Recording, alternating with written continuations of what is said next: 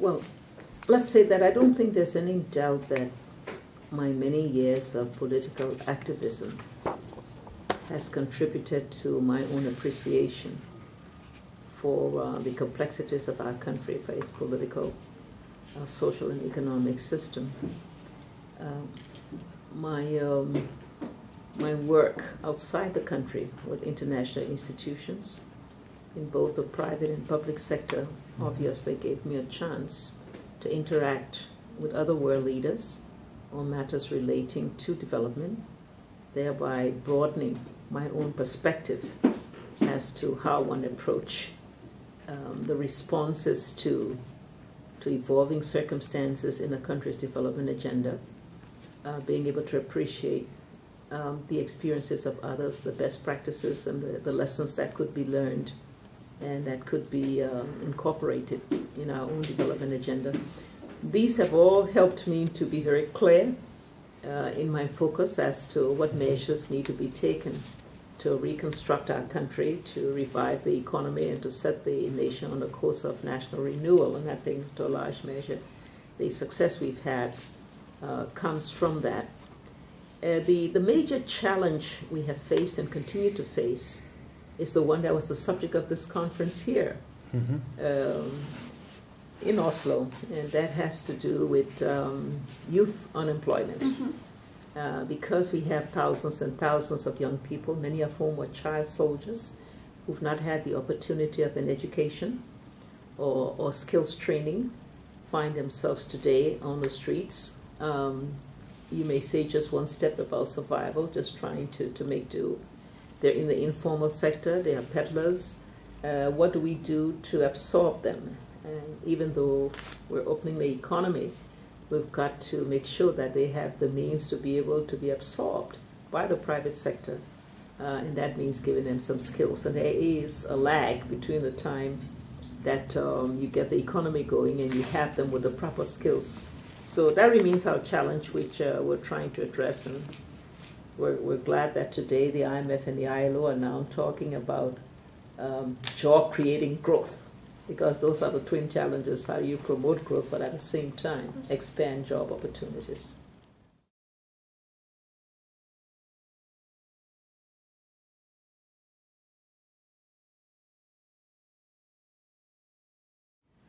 We need to stay on course for the development of our private sector. And we see diversity in our private sector activity as a key to all of this. Liberia is first and foremost an agrarian nation, and that means we must promote agriculture with food security through the production and productivity of small farmers at the core. But we're also a major agriculture export country, rubber being our main product, and we've been trying to reactivate other sectors in other activities in the agricultural sector, such as oil palm, coffee, cocoa. And so that we're doing. Now, we're also a great mining company. We have iron ore reserves, some gold reserves and diamond, and we're also reopening our mining sector. Forestry, Liberia represents today 43% of the biodiversity in the West Africa sub-region, perhaps to a certain extent because of the sanctions that were imposed on us during the many years of conflict that enable us to preserve our forests. Well, today we can now start forest operations with a certain amount of adherence to our policy of conservation to make sure that we contribute, to all of the carbon that's required by keeping the greenhouse gases intact and all of that. We also today begin to explore for oil, and that opens up another area for diversity. So we're confident that with this kind of diversity, and if we can use the benefit of growth in such a manner where it can begin to address some of the social needs and the infrastructure needs of the country, that we certainly can achieve our targets, and we're poised, we think, toward putting the country on a path of sustainable growth and development where peace and prosperity can go hand in hand.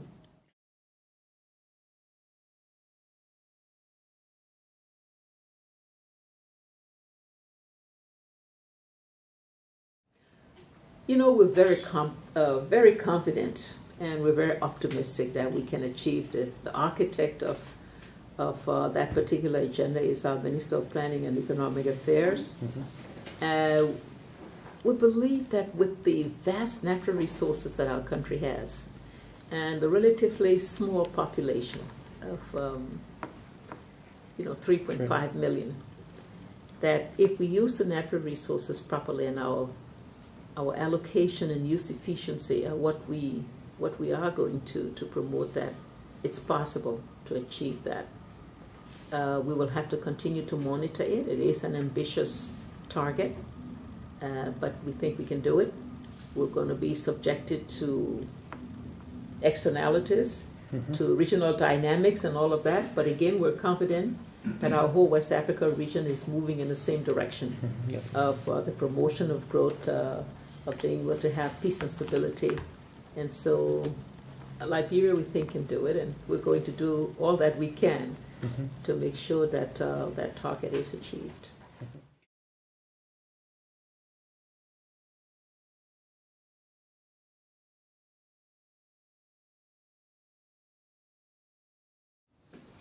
Let me first say that it took a lot of effort on the part of the team when we embarked upon the HIPIC program in 2007.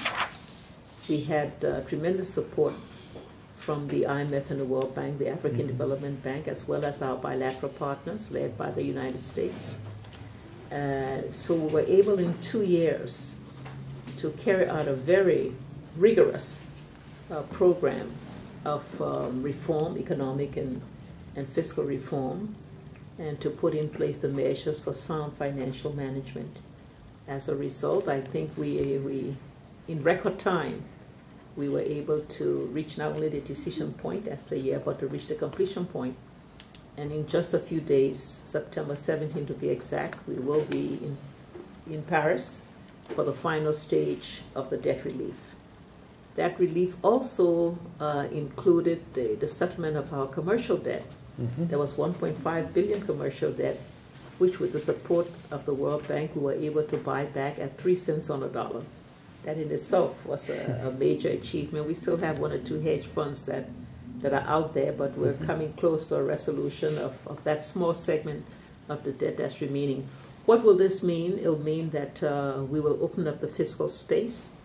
We'll have the possibility now to be able to access some of the concessionary lending that exists in many of the emerging markets, as well as in the development financial institutions such as the World Bank through IDA credits, through the African Development Bank soft window.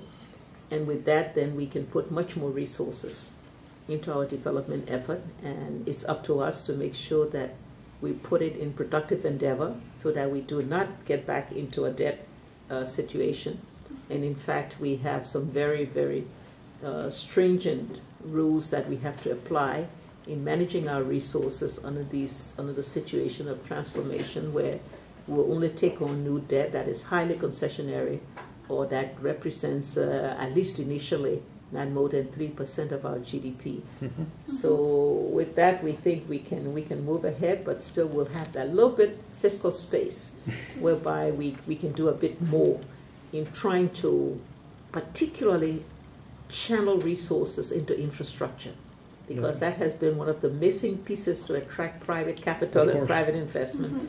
So if we can get that infrastructure, our roads and our water and our power, if we can get those at a higher level, then it broadens the ability to be able to attract more investment.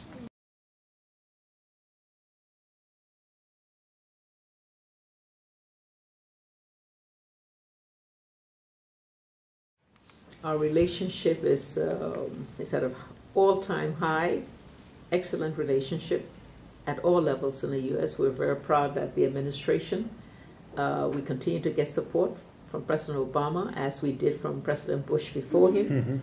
The level of support for us has been tremendous. They have been the leader in our debt program, our debt relief program, and so we're pleased. But beyond the administration, we have excellent relationship with the Congress, with Speaker Pelosi and all of her colleagues, And we have also with the institutions that support us. And so there is almost a cultural affinity between Liberians and Americans because of our long-standing relationship. Most Liberians go to training in the U.S. Most of them, several of them work in the U.S. We have more than 200, 300,000 of our people today working, living in the U.S. We represent a pool of our national talent that needs to be repatriated, which we are working on. So, I mean, we're just today very pleased with that relationship, and we're very confident that as long as we stay on course, that relationship will continue to be very strong.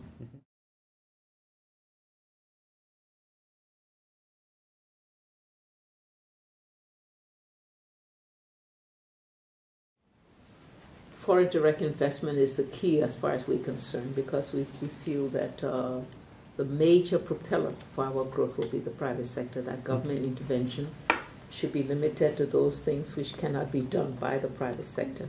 But we also realize that we must also have regulation of the private sector to ensure that the benefits of their activities also fall back on the people, and that the people can also enjoy these benefits. Adding value to our natural resources is really the next key. And we would like to attract U.S. investment in our manufacturing sector. We don't want Liberia to continue to be an exporter of primary commodities. Definitely. And so what are we dealing with the service sector, where we'd like to attract U.S. investment in housing development, also in entertainment. And in this respect, we're glad that Mr. Robert Johnson has started. He's already built a hotel there, and he's looking at other means of being, and we hope that he will provide the lead that will attract other African American investors or Americans generally in the manufacturing sector. We see the potential for value added in the forestry sector, where instead of exporting logs, we can produce veneer, we can produce furniture, and those are being explored. Rubber, which is our traditional sector. Today we're exporting rubber in just a semi-processed form. We'd like to see that in a final product, such as condoms and gloves, and if you may, even tires and all of that, although we know tire has a large synthetic proportion. But those are the things that we want to see, and we'll be promoting that very aggressively now that we have resolved our debt problem. Now that we're addressing our infrastructure, we can now go on a very high-level promotional thing to try to attract investment in the next stage, in the secondary stage of our development effort.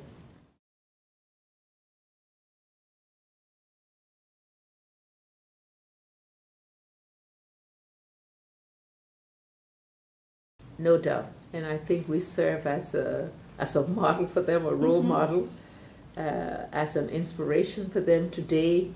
Many young women around the continent, I even hope the world now, see that they can reach that potential. They can aspire to high political office, and as long as they're prepared to work for it and to be competitive and to have the qualification and the commitment to do it, that they in fact can do it. So if you look around Africa today, the women that are aspiring for leadership role throughout the society, including high political office, have increased so much, and we believe we've made a contribution to that. And I say that I continue to represent the aspirations and the expectations of women in Africa and beyond. And so in that respect, I must succeed on their behalf.